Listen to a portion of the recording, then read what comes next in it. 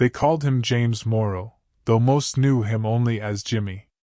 He was 24 in the spring of 1941, one of those pale, thoughtful men who seemed made of patience. His home was a wind-scoured village near Liverpool, a place of gulls and slate roofs where the sea was never far. When he enlisted with the Merchant Navy, it wasn't glory he sought, only a living, and perhaps a little peace. War had already taken his father's trade and his brother's leg. The ocean at least was honest. The first ship was a freighter, SS Norchester, a slow and sturdy vessel bound for Halifax. Jimmy kept to quiet corners, polishing brass, minding the boilers, scribbling notes in a small brown notebook that smelled faintly of kerosene. He wrote not of danger but of small things, the color of the water before dawn, the sound of steam, the kindness of the cook who gave him an extra biscuit when the cold set in. Sea looks green today. Flat as glass. If I didn't know better, I'd say she's trying to trick us. Diary, March 1941.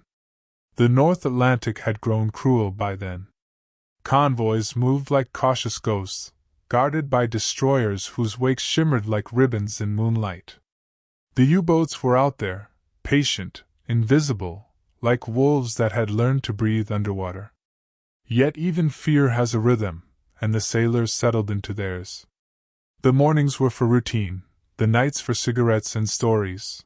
Always the same stories, told until they lost their sharpness and became something closer to prayer. Jimmy shared a bunk with a Welsh stoker named Evan Hughes, who snored softly and kept a folded photograph of his dog, a beagle named Daisy.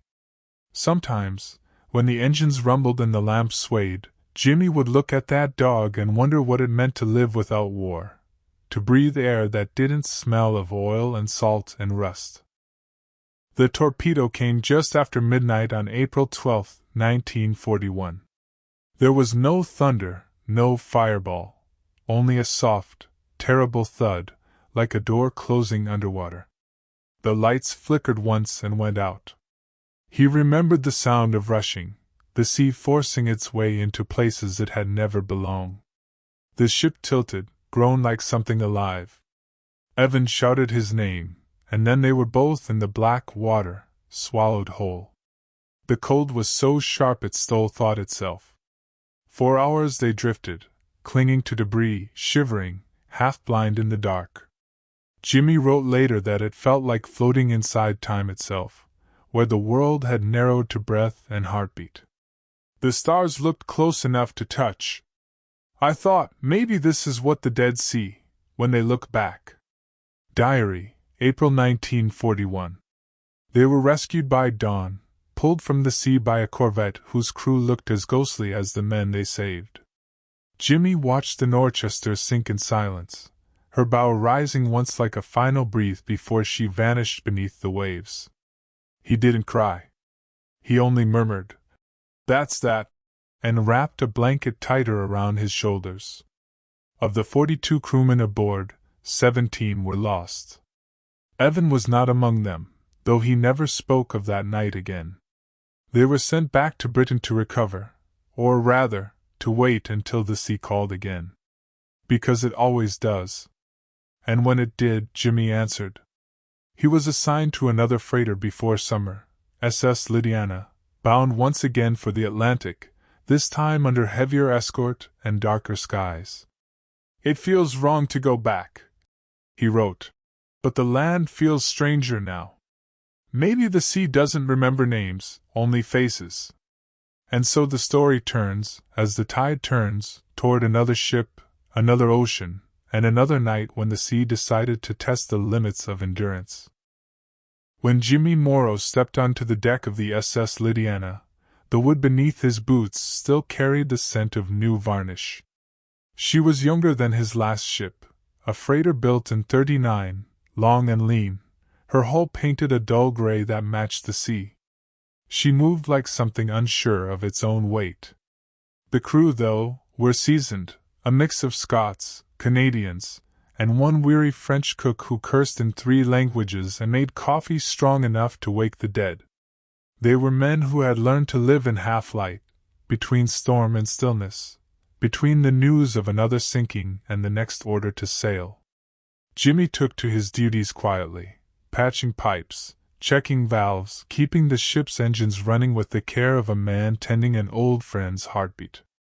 There was something comforting about the rhythm of work, the clang of tools, the low hum of the propellers turning the dark water into froth.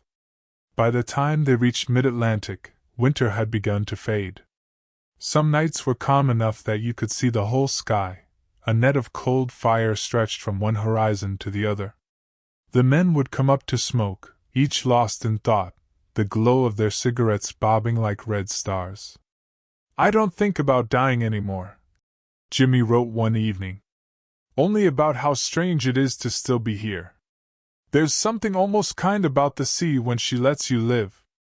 The Lydiana carried ammunition, spare engines, and crates of medical supplies, things the war needed but the sea did not. They sailed in convoy, 50 ships wide, guarded by destroyers that looked like lean hunting dogs at the edges of the formation. But still, there were gaps. Always gaps. And the submarines knew where to wait. It was the third week out when the attack came. The first warning was a flare, distant and pale. Then silence. A silence so complete that it seemed to swallow even the wind. Moments later, the night exploded. Torpedoes struck a tanker 2 ships ahead. The blast lit the water golden black, the air filling with the smell of burning oil. The Lydiana's captain shouted orders, engines roared, the freighter turned sharply, her decks vibrating as if she were frightened. Jimmy saw the sea itself catch fire. Flames danced on the surface, flickering like liquid candles, and men leapt into that terrible light, vanishing beneath the burning waves. He didn't remember climbing into the lifeboat, only that his hands were shaking so hard he dropped the oars twice. They rowed through oil-slick water, coughing, eyes stinging, listening for the sounds of other survivors.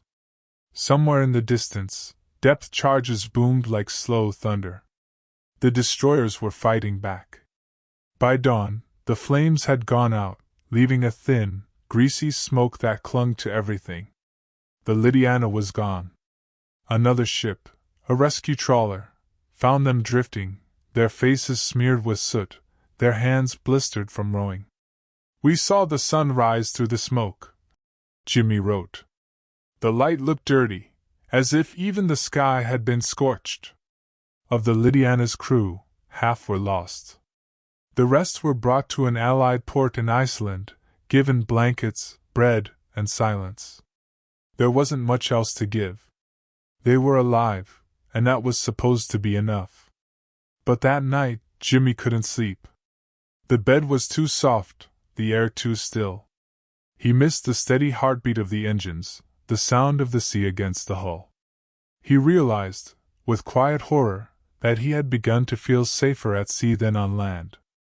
"Strange," he noted in his diary.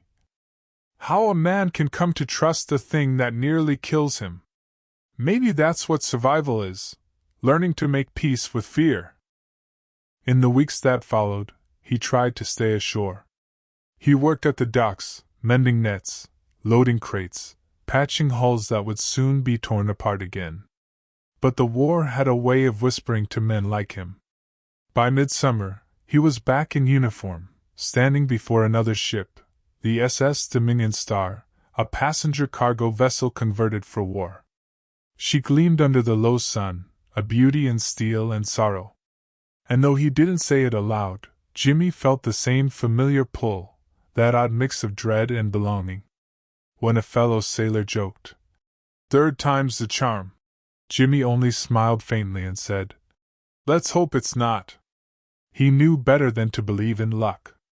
But there are things stronger than superstition, duty, habit, and the simple rhythm of work.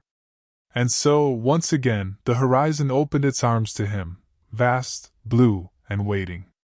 The SS Dominion Star was a proud ship, longer than a football field, built to carry both passengers and freight before the war turned her into something sterner. Her deck smelled faintly of oil and citrus polish, her brass railings glinting even under the dull North Atlantic sky. To the men who served aboard her, she felt less like a vessel and more like a world, a fragile, floating city where life and death shared the same narrow corridors. Jimmy Morrow, now 25, had stopped counting days. He measured time instead by the color of the sea and the wear of his boots. His bunk sat below the waterline, near the engine room, a place of heat and rhythm and noise so constant it felt almost like comfort. He liked it there. It drowned out the silence in his head. The Dominion Star sailed under the convoy flag in September 1941, carrying cargo to Egypt, trucks, rations, and crates of ammunition stacked like building blocks of another man's war. The crew numbered nearly 80. Among them was a radio operator from Belfast who swore he could hear Morse code in his sleep, and a steward who always wore cologne, as if clinging to some remnant of civility amid the machinery of survival. "It's strange," Jimmy wrote, "how quickly the sea forgives us. We leave wrecks behind her, and still she lets us pass again." The early days of the voyage were calm. Too calm, perhaps. Seagulls trailed them for miles, their cries sharp against the dull thrum of the engines.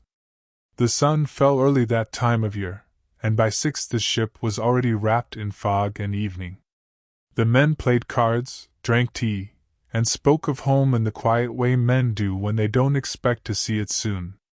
Sometimes Jimmy dreamed of the Norchester, his first ship, appearing through the mist, whole again, her lights glowing gold across the black water. He would wake with the taste of salt on his lips and find that his hands were trembling. Then he would laugh softly to himself, because trembling, at least, meant he was still alive. By mid-October, they were nearing the Mediterranean, where the air grew warmer and the sea turned a deeper blue. The Dominion Star slowed briefly to refuel alongside an escort destroyer, a brief pause in the endless motion. Men leaned on the railings, smoking, trading stories. One sailor said he'd heard of a man who'd survived 3 torpedoed ships and lived to tell of it. Jimmy only smiled. He didn't say a word. That night, under a moon as thin as a knife's edge, the convoy came under attack. The first explosion hit somewhere to port, far enough away to be mistaken for thunder. But thunder doesn't shake your bones or fill your mouth with smoke. Moments later came the second, closer this time, followed by the long, low wail of the ship's alarm. Men ran, boots pounding against steel, shouts echoing down the narrow hallways. Jimmy made for the deck. The air was thick with smoke and salt. The Dominion Star had been struck amidships, not a direct hit, but bad enough. Water was flooding in, fast and cold. He joined the others, lowering lifeboats, helping where he could. The captain's voice, calm but urgent, cut through the chaos like a bell. "Keep order!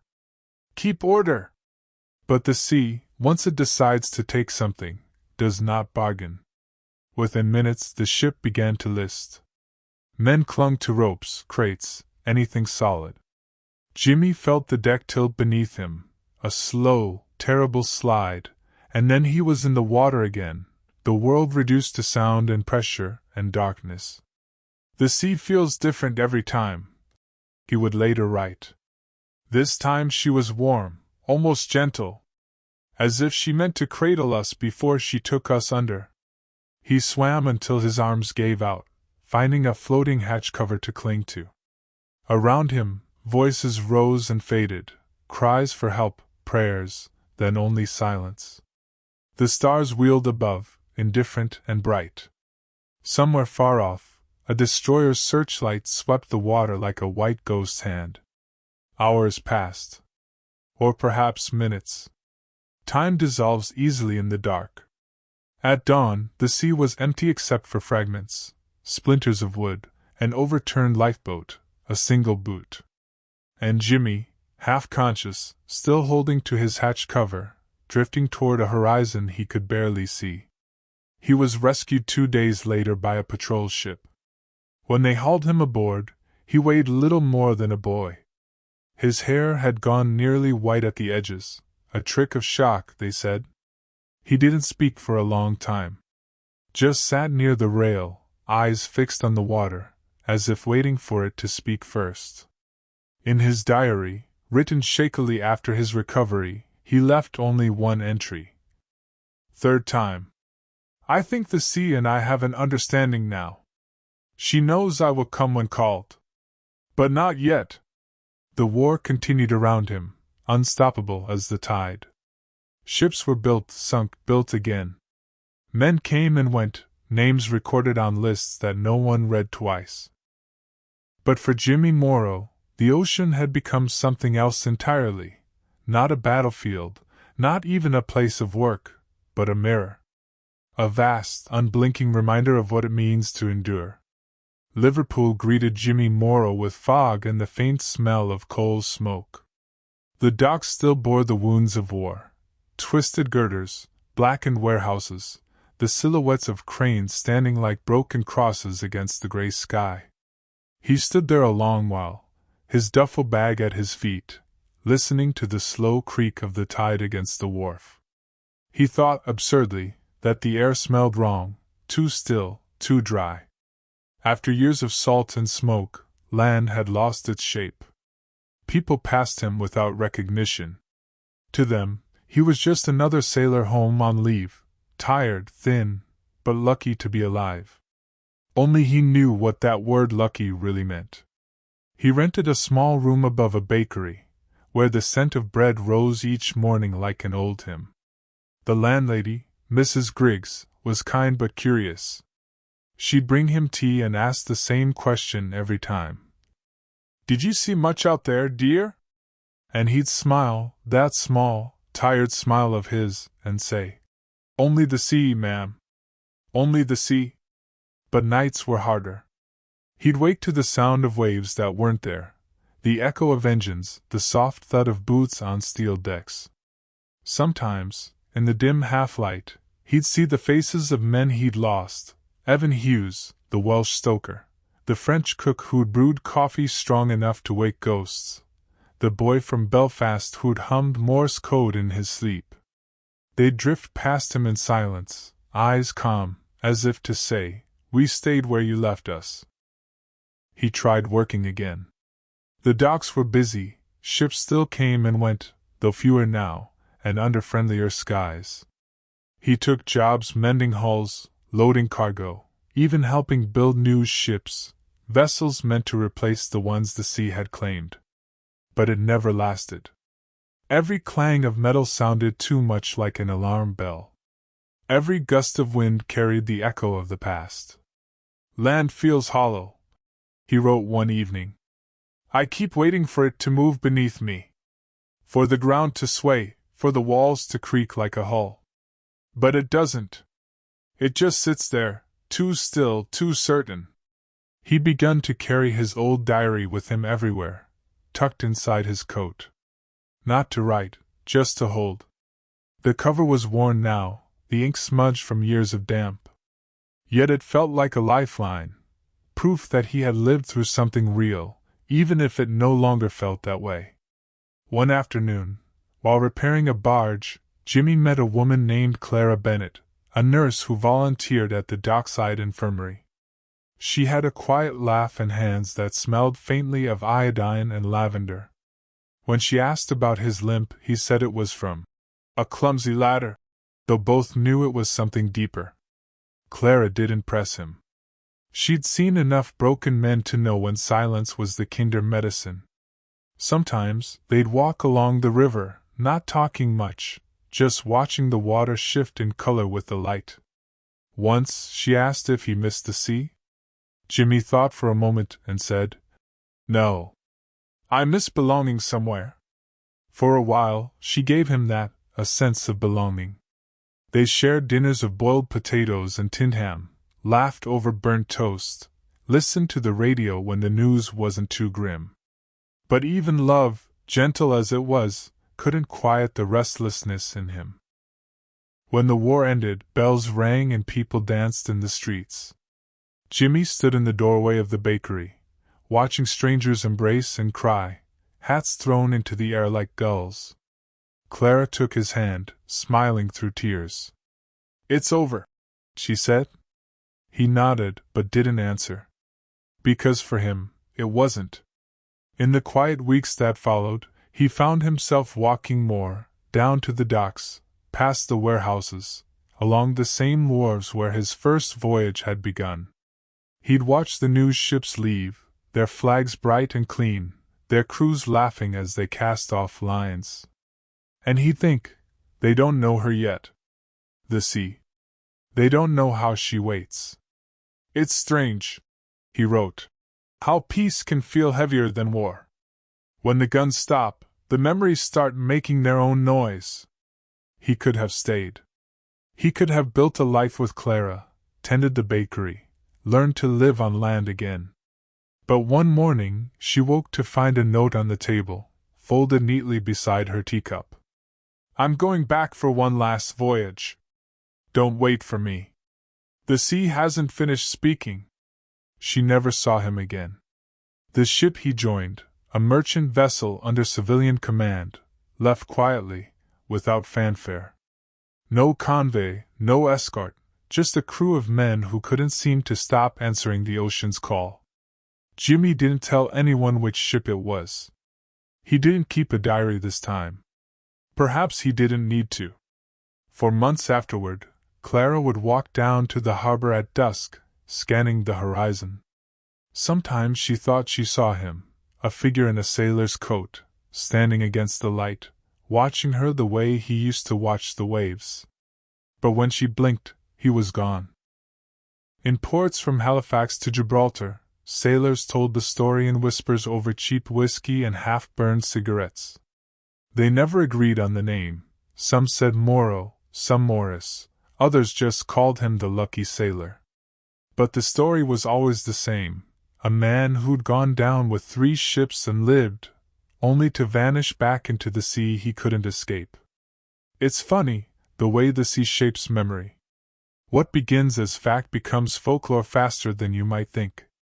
A single survivor becomes a symbol, a myth to keep fear at bay. And in a war where every voyage might be your last, belief itself becomes a kind of life raft. "We used to joke," one sailor wrote in his journal years later, "that if Jimmy Morrow was aboard, we'd be safe, because he'd already used up all the bad luck the ocean had to spare." There were stories, so many stories. One said he joined a hospital ship bound for Malta, working in the boiler room again, quiet as ever. Another claimed he'd been seen off the coast of Crete, hauling wounded men from the surf after a bombing. And then there were those who swore they'd met him long after the war, serving tea on a ferry somewhere near Dover, older but with the same calm eyes, the kind that had seen too much to fear anything left in this world. Sailors are not known for sentiment, but they are keepers of ghosts. And so, Jimmy's name lingered in mess halls and bunkhouses, murmured in bad weather, as though invoking him might coax the sea into mercy. "Old Lucky," they'd say. "He's out there still, keeping an eye on us." Clara Bennett, the nurse he left behind, never remarried. She kept his letters in a small tin box, tied with a string that smelled faintly of the sea. Sometimes she'd take them out and read them by the window. The words had faded, the salt from his hands had eaten into the paper, but she could still hear his voice in them. Calm. Steady. Always writing about the weather, never about himself. "If I don't come back," one letter had, "don't think of me as gone. Think of me as somewhere between tides, where the sea is neither coming nor going." In the years that followed, the war's noise softened into memory. The harbors rebuilt. The ships changed, bigger, faster, louder, and yet the old stories still clung to the air like mist. The men who'd known him grew older, their hands stiffer, their eyes slower to adjust to dawn. But when storms hit, they'd still speak of him, the man who had survived everything except peace. There's a strange comfort in legends like that. They remind us that endurance can be its own kind of grace. That sometimes surviving, even imperfectly, is an act of quiet defiance. In the 1950s, a journalist from the Times tried to trace the truth of Jimmy Morrow's story. He found the records of the Norchester and Lydiana, both confirmed sinkings. There was even a survivor list with a J. Morrow among the names. But after the Dominion Star, the trail went cold. No next of kin, no pension record, no burial. It was as if the sea had simply kept him. Perhaps that's the most fitting end, the journalist wrote, for a man who belonged more to the ocean than to any port. Even today, in certain corners of old naval pubs, the ones where the floorboards creak and the ale smells faintly of tar, you might still hear it.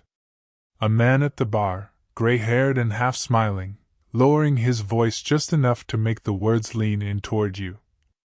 They say he's still out there, you know. Sailing with the fog, patching leaks, mending lines. Never aging. Never dying. Just waiting for the next storm. And maybe in some way, he is. Because some people, and some stories, don't really end. They just drift further out, beyond the reach of reason, where history blurs into myth and the tide always returns. I think the sea remembers him, Clara once said years later. Every time I hear the wind, I think it's her whispering his name back to me. After the war, the sea fell silent, or so it seemed. The mines were cleared, the harbors swept, the great convoys disbanded. But to those who had lived upon it, the ocean never truly grew quiet. It only learned to whisper in different ways. The ports changed first. Dock cranes swung over skeletal ships being scrapped for steel. Rusted hulls lined the yards like bones of a leviathan long dead. The war had left its ghosts, not only in graves, but in the rhythm of the tide, in the way sailors looked at the horizon and saw both freedom and loss. In London, Liverpool, Belfast, and beyond, the men who had survived came home with salt still in their blood and silence in their eyes. They found the world had moved on without them. Old pubs had new paint, the air raid shelters had been bricked over, children were learning songs that had nothing to do with ration books or victory. Yet the ocean tugged at them still. They'd wake in the middle of the night, hearing the deep, hollow groan of waves in their dreams. A passing train's whistle would sound like the wail of a torpedo alarm. And sometimes, if the air was heavy with mist, they could almost smell the oil and cordite again, the scent of survival. "You never leave the sea," one ex-sailor told a reporter in 1949. "You just step ashore for a while." Those who had served under the same skies as Jimmy Morrow tried to make peace with the silence. Some became dockhands. Some opened small shops, barbers, cobblers, tobacconists. But most found themselves drawn back to the harbors, if only to watch the ships come and go, like old comrades marching on without them. It was in those post-war years that Jimmy's legend began to take on a new shape. No longer just a story told to ward off fear, it became a quiet emblem of endurance.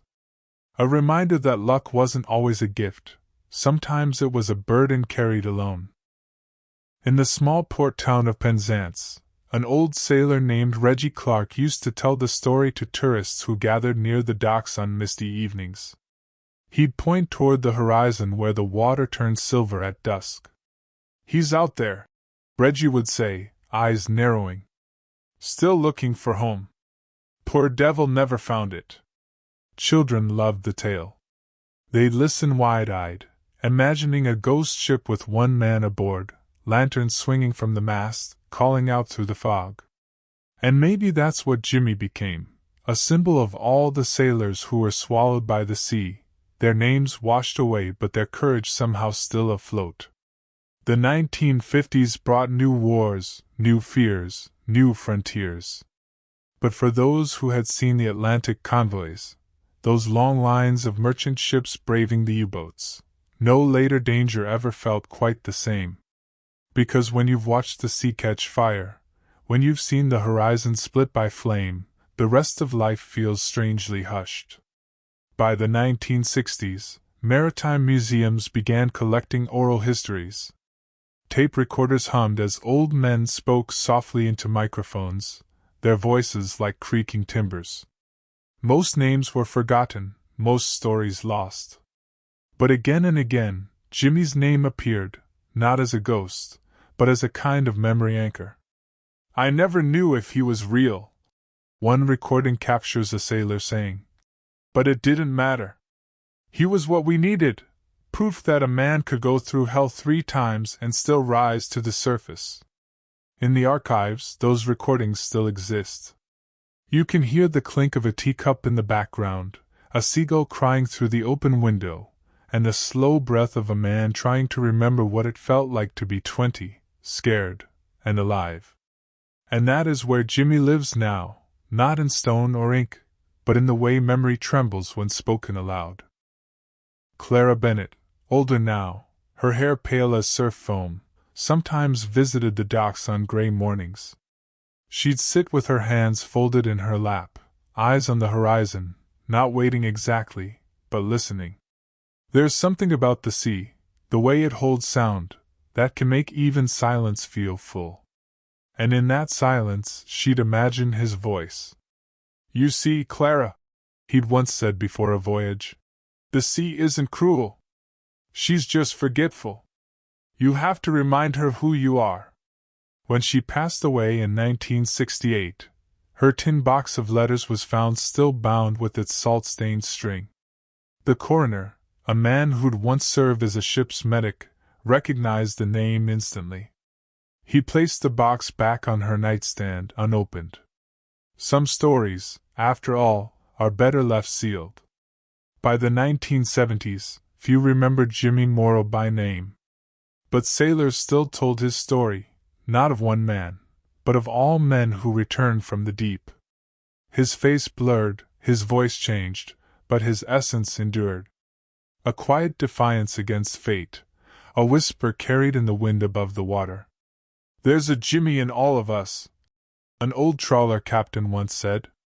"Some part that refuses to sink." And so his story spread, woven into the folklore of the coast, retold by generations who never knew the war, but still felt its echo in the rhythm of the tide. Even now, if you walk the old piers late at night, when the fog drapes the world in gray and the sea breathes softly against the shore, you might feel it. That faint sense of being watched over. Of something enduring, unseen, eternal. There's a certain point, long after history turns quiet, when stories stop belonging to books and begin to belong to the wind. That's where Jimmy Morrow's tale drifted, out of archives, out of war diaries, and into the mouths of sailors who needed songs more than facts. By the early 1950s, you could hear versions of his story sung softly in harbor pubs from Southampton to Reykjavik.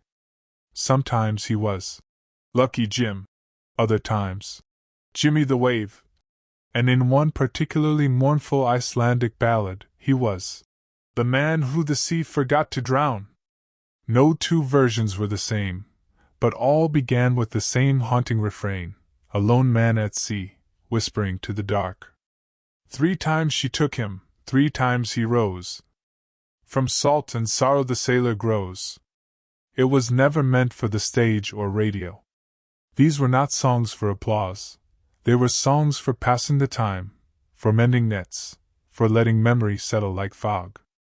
The melodies were slow, repetitive, hypnotic, the kind of tunes that make you sway without realizing, as though the ocean itself is still rocking you gently. Old seamen said those songs weren't about survival so much as surrender.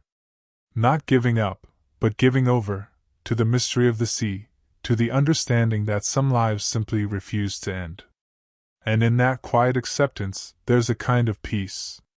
When I first heard one of these songs, it was from a crackling gramophone recording in a maritime museum in Bristol. The voice was thin and reedy, probably a fisherman in his 70s. He sang in the same rhythm you might use to pull in a rope, slow, deliberate, steady. And between the verses, you could almost hear the sea itself, a low hiss, a soft echo. They said he sank, but he never did. He just sailed where the stars forbid. His heart like a lantern, dim but true, burning in waters black and blue. As I listened, I realized that Jimmy had crossed a strange boundary. He was no longer a man pinned to a date or a ship's log. He had become a symbol. The embodiment of that stubborn, human refusal to vanish. All through the Cold War years, when sailors feared new kinds of silence, sonar pings instead of torpedoes, submarines gliding unseen, they kept Jimmy's name alive. He appeared in jokes, in toasts, in the occasional tattoo inked by candlelight in some foreign port. Always the same image, a man standing on a half-sunken deck, looking toward dawn. In 1963, a BBC radio producer stumbled upon the story and commissioned a short program titled, "The Man Who Wouldn't Drown." It aired late at night, fittingly, with quiet narration and the faint sound of waves beneath the voice.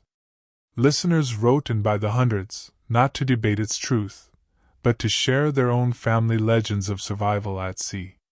One woman wrote, "My grandfather said he saw him once, off the coast of Malta, 1942.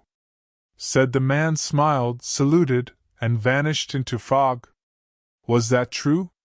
Almost certainly not. But perhaps truth was never the point. The sea has always cared little for fact. It deals in faith, in fragments, in echoes that stretch beyond reason. It was around this time that the phrase, "lucky as Jimmy Morrow," slipped quietly into maritime slang. You can find it even today, scribbled in the margins of a few sailors' logbooks. A small superstition, a charm against fate. A reminder that sometimes surviving isn't about being spared, it's about being remembered. By the 1970s, as folk revivalists turned their attention to old sea shanties, Jimmy's story surfaced again, transformed into something hauntingly beautiful. There was a version performed by a quiet-voiced singer named Alan Dre, who recorded it by candlelight in a small studio on the Cornish coast. The song begins with the sound of waves, recorded just outside his window, and fades out to the crackle of the hearth. When asked why he chose the tale, Dre smiled and said, "Because in every sailor's dream, there's one man still out there, somewhere beyond the reach of the storm." It's strange, isn't it, how songs outlive those who sing them. Jimmy may have walked this earth once, or he may never have existed at all. But his story found a rhythm that refuses to fade. Even now, in the digital age, you can find faint echoes, an old field recording uploaded to the internet, a ballad woven into a documentary soundtrack. And sometimes, when I'm writing late at night, much as I am now, I play one of those songs softly in the background. The sound of a lone voice, half lost in static, humming the story of a sailor who would not drown. It makes the past feel closer, more alive. Almost as though Jimmy himself is there, standing just beyond the circle of lamplight, smiling faintly as if to say, "You see? I told you I'd come back." There are moments in history when time folds, when something that should have been lost forever suddenly rises to the surface again, like a ship long sunk but not forgotten.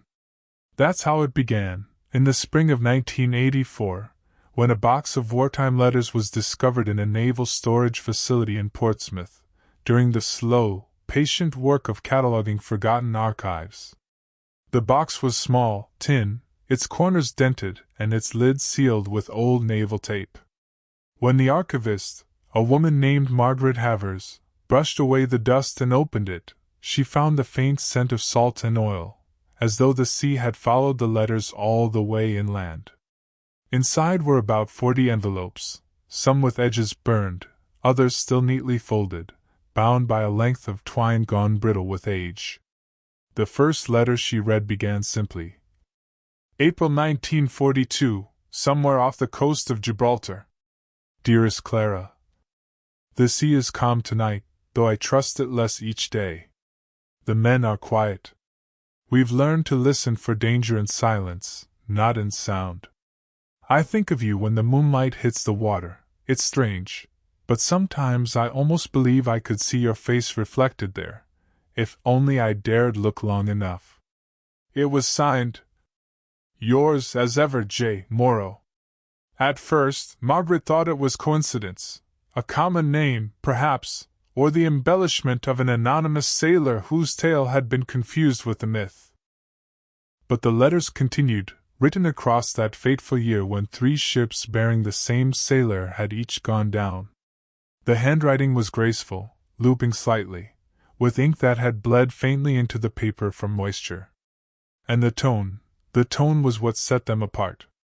They weren't dramatic, nor despairing.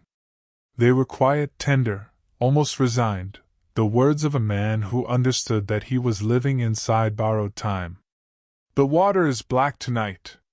You'd laugh to see how the men curse at the cold, but they sing afterward, too. That's the strange mercy of it, how music fills the spaces fear leaves behind. Each letter seemed to align with a real event, the sinking of a merchant vessel in the North Atlantic, another off the coast of Algeria, and the final one, a destroyer hit near Malta in 1943. Every ship had survivors, but never the same man by name. And yet here were the letters, spanning those same months, all bearing the same steady signature. Margaret, the archivist, was not a fanciful woman. But as she read, a peculiar feeling grew, that these letters were not meant merely to be found, but to be heard. That they had waited quietly, for someone patient enough to listen. She submitted them for verification, and the naval historians frowned, puzzled. The ship rosters bore no James or John Morrow who fit every record. But one by one, tiny coincidences emerged, a familiar phrasing used in old reports, a reference to a storm date, a handwriting sample matching a fragment of an unidentified diary recovered from a wreck near Malta. It was as though the sea had scattered his story across the years, and the letters were its attempt to piece it back together again.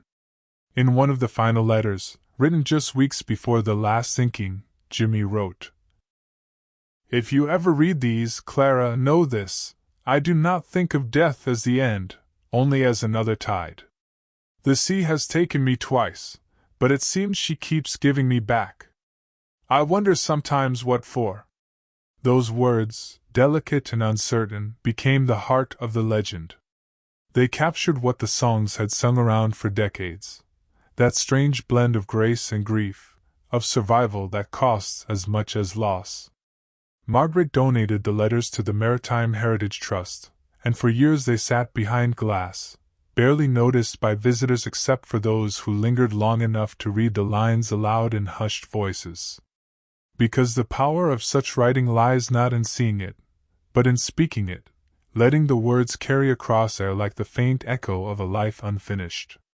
Some skeptics suggested the letters were a hoax, part of a 1950s literary project lost to time. Others believed them entirely authentic, pointing to the specific naval references and weather details too precise for invention.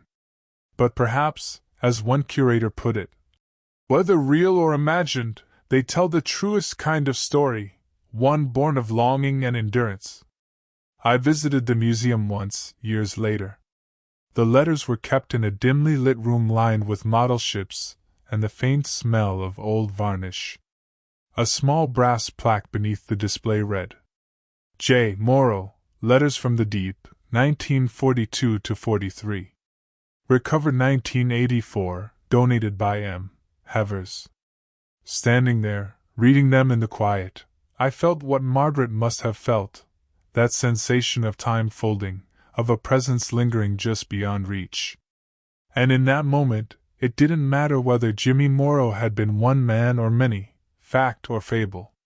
He had found his way home, at last, not through rescue, but remembrance.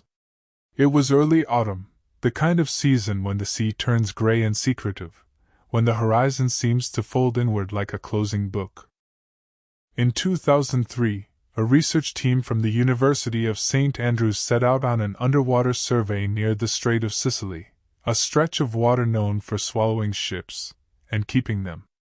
Their mission was simple enough: map the seabed, document wrecks, recover whatever history might still be waiting in the dark.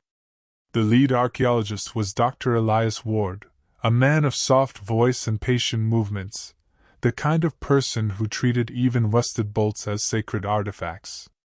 He described shipwrecks as conversations interrupted, and believed that each one deserved to finish its sentence.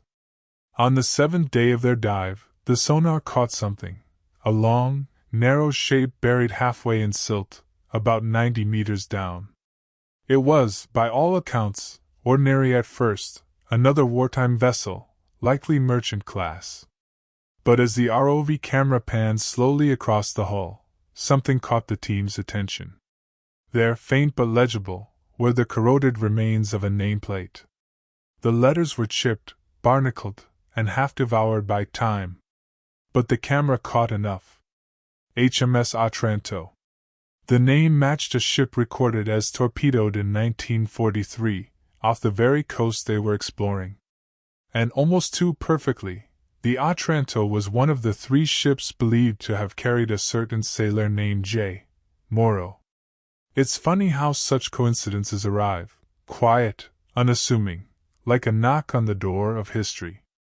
Dr. Ward later wrote in his field notes, "It felt as though the sea had been waiting for us. Not to be disturbed, only to be remembered." The descent to the wreck was carried out the next day.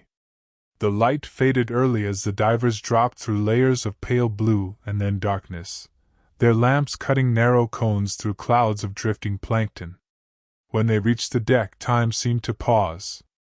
The ship lay on her side, torn open where the torpedo had struck, yet astonishingly intact in other places. Ropes still coiled.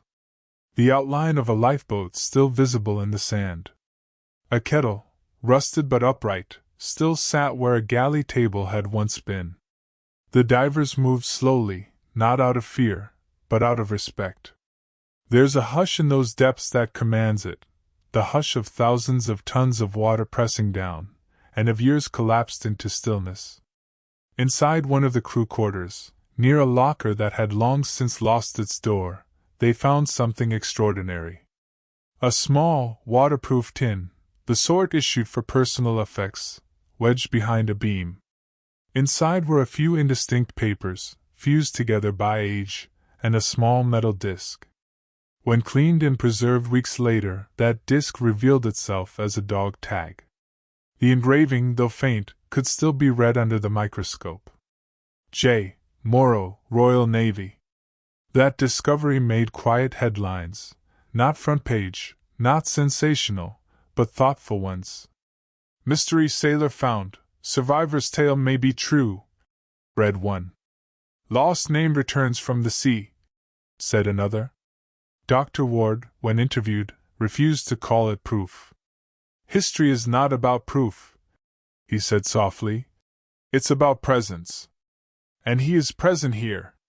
The dog tag now rests in a glass display case at the National Maritime Museum in Greenwich.